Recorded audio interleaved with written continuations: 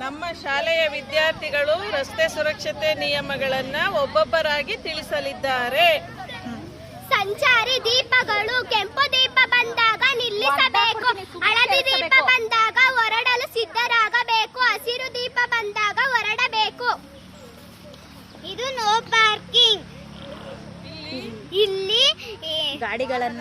ಇಲ್ಲಿ ವಾಹನಗಳನ್ನು ನಿಲ್ಲಿಸಬಾರದು. ರಸ್ತೆಯಲ್ಲಿ ಉಬ್ಬು ಇದೆ. ನಿಮ್ಮ ವಾಹನದ ವೇಗವನ್ನು ಕಡಿಮೆ ಮಾಡಿಕೊಳ್ಳಿ. ಬಲಕ್ಕೆ ತಿರುಗಿ. ಈ ಕಡೆ ಬಾ, ಹಿಂಗ್ ಬಾ ಹಂಸಿನಿ, ಹಿಂಗ್ ಬಾ. ಇಲ್ಲಿ ಹೋಗು. ಹೇಳವ ಏನು? Very good. ಶಾಲೆ ವಲಯ ನಿಧಾನವಾಗಿ ಚಲಿಸಿ. Very good. ನಿಷೇಧವನ್ನು ಕಾಪಾಡಿ. ಹಾರನ್ ಅನ್ನು ಮಾಡಬಾರದು. ಯೂಟರ್ನ್ ಅನ್ನು ಮಾಡಬೇಡಿ.